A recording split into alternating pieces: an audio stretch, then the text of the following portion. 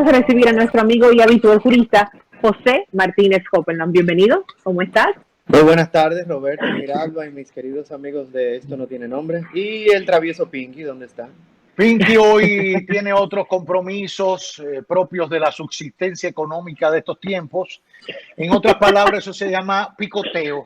Picoteíto, sí. Entonces hoy se ha excusado de nuestra audiencia. A propósito de todo esto que le relata Miralba Ruiz en torno a la decisión del Ministerio Público, de la Procuraduría General y la magistrada procuradora Miriam Germán Brito. Su opinión.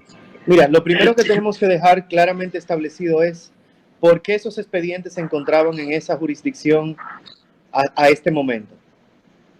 Hay varias razones para determinar eso. Uno, la territorialidad donde ocurrieron los hechos o donde se manifestó el hecho de manera que territorialmente otorga competencia a una determinada demarcación del Ministerio Público, primera, y segundo, la condición de los imputados, que pudiera darles jurisdicción, o de los denunciados, mejor dicho, que pudiera darles jurisdicción privilegiada o no. En el caso, por ejemplo, de Gonzalo Castillo, ya no era funcionario público cuando se presentaron esas denuncias, según el conocimiento mínimo que tengo sobre eso. Y entonces correspondía por el lugar donde se presentó la denuncia y el lugar donde ocurrieron los hechos al Distrito Nacional en el juzgado de primera instancia, es decir, por ante el Ministerio Público del juzgado de primera instancia del Distrito Nacional, que eso era o es la magistrada Rosalba Ramos.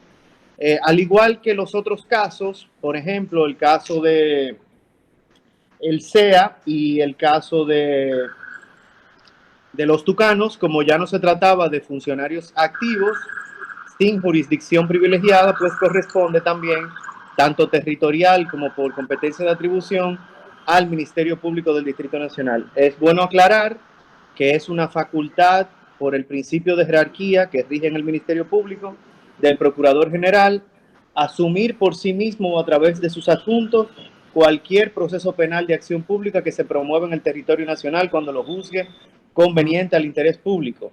La vocación a que se hace referencia tanto en el Estatuto del Ministerio Público, primera ley que le dio organización administrativa e independencia presupuestaria al Ministerio Público, como en la misma ley orgánica del Ministerio Público, debe estar precedida de un dictamen que motive cuál fue la causa que originó esa petición de asumir los casos de parte del órgano de mayor jerarquía del Ministerio Público, como lo es el Procurador General de la República.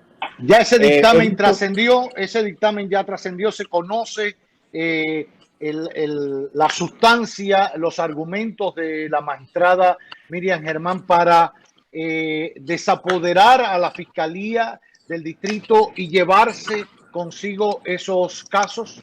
Yo no lo conozco, pero sí te puedo decir que, por ejemplo, tanto en el caso del CEA como en el caso de la OMSA, por ejemplo, son casos que ya se encuentran en proceso de juicio uno y en instrucción el otro, lo que quiere decir que ya el Ministerio Público concluyó, en teoría, esta primera parte del proceso, que es la etapa de investigación y la etapa intermedia, que es frente a la justicia.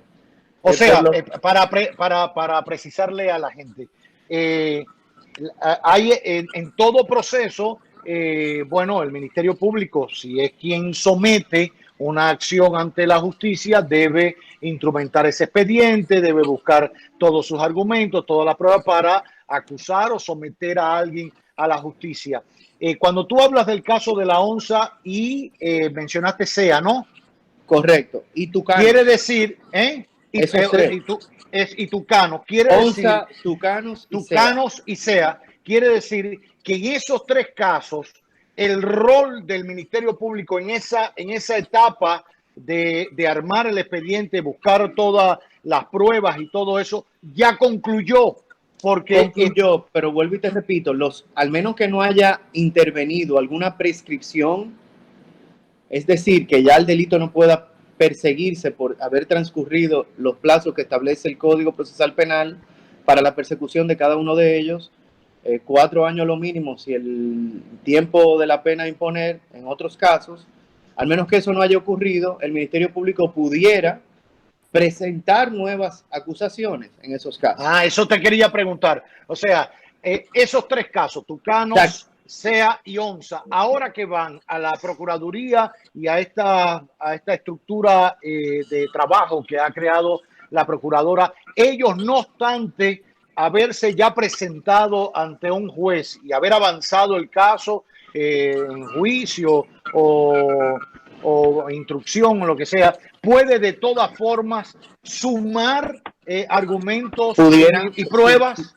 Si el proceso así lo permite, en la etapa que cada uno de ellos se encuentre, pudiera ampliarse la acusación sumando imputados o pudieran presentarse acusaciones nuevas.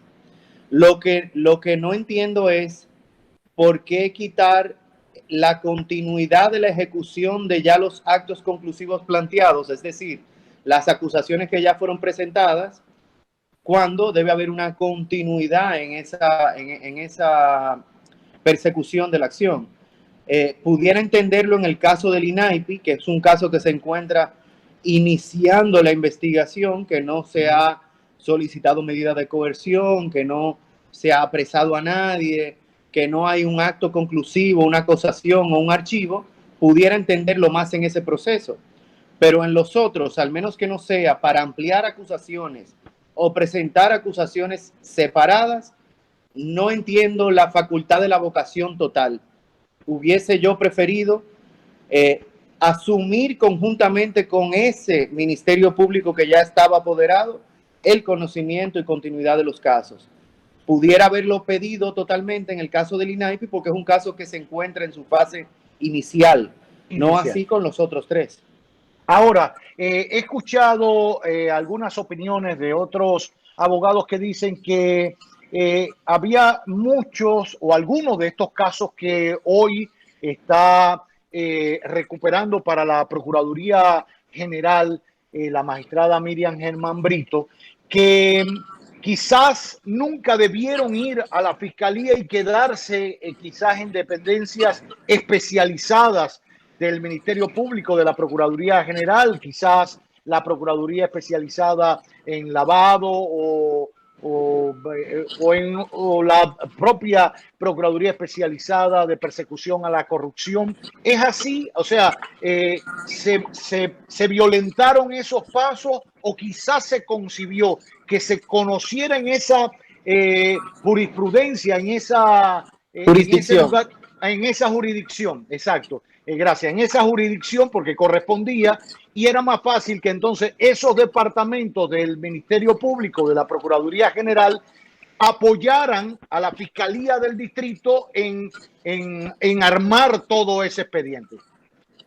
Mira, esa colaboración y sobre la base del principio de unidad del Ministerio Público sería lo idóneo en cualquier estado de los procesos. No solamente para esto, sino para muchos. Ahora, habría que hacerse la pregunta, ¿dónde nacen los casos? Los casos nacen por una investigación de la Procuraduría Especializada de Persecución de la Corrupción Administrativa. Los casos nacen por la investigación de un homicidio, en el caso de la ONSA, que era solamente una atribución principal del Ministerio Público del Distrito Nacional, de la Procuraduría Fiscal del Distrito Nacional. En el caso de los 3 brazos, ¿de dónde nace ese proceso? ¿Nace de una investigación del Ministerio Público del Distrito Nacional o nace de una investigación del PETCA? Hay que saber de dónde nacen los procesos para poder determinar si esa atribución de conocimiento de los expedientes era correcta o no.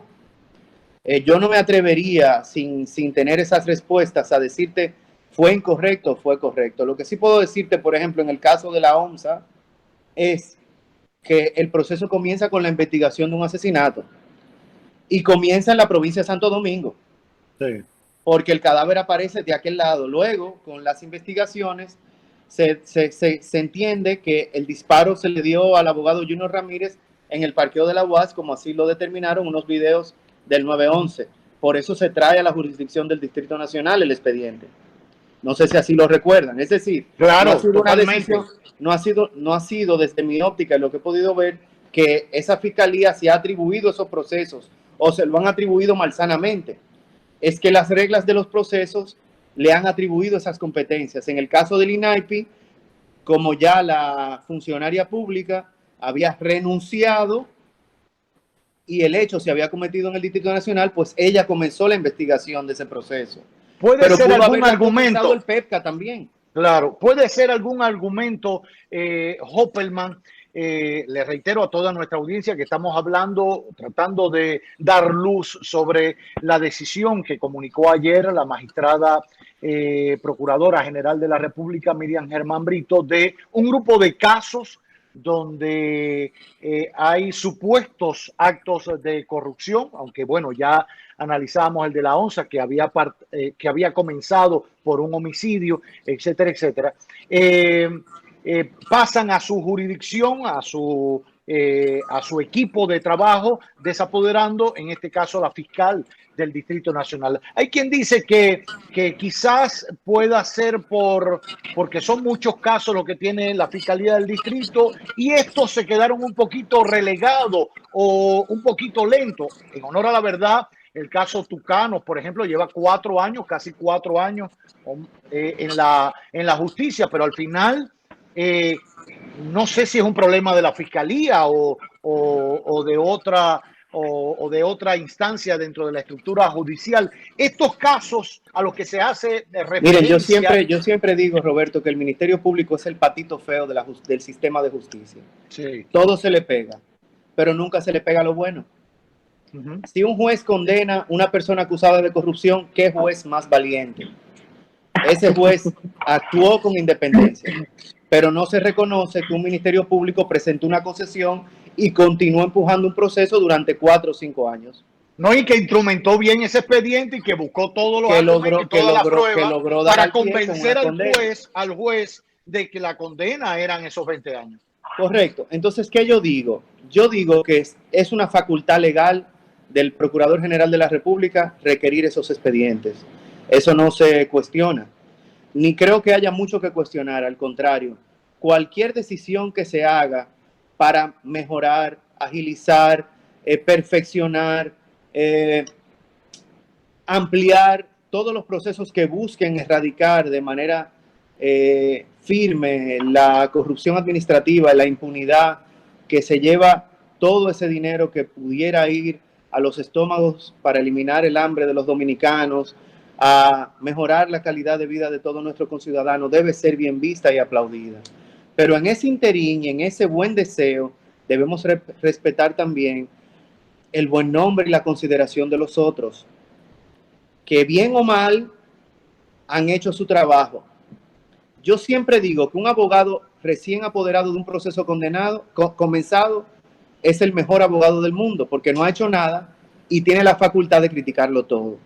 Entonces, tenemos que esperar que estos procesos ya comenzados culminen. Y si mañana culminan con una sentencia, qué bueno, que se le dé el reconocimiento a quien los comenzó y se le dé el reconocimiento a quien los va a terminar. Y que se haga por el bien y por lograr ese fin de impunidad que todos queremos. Ahora, ojalá que logremos una condena en el caso de los Tucanos. Sí. Ya hubo una condena administrativa para la empresa Embraer, sí, que tuvo que pagar el doble del valor de los sobornos que habían sido aceptados como buenos y válidos por el Ministerio Público. Hay uno de los imputados que refiere que hay otras personas que fueron sobornadas. Ojalá que el Ministerio Público pueda perseguir ese y todos los casos de corrupción.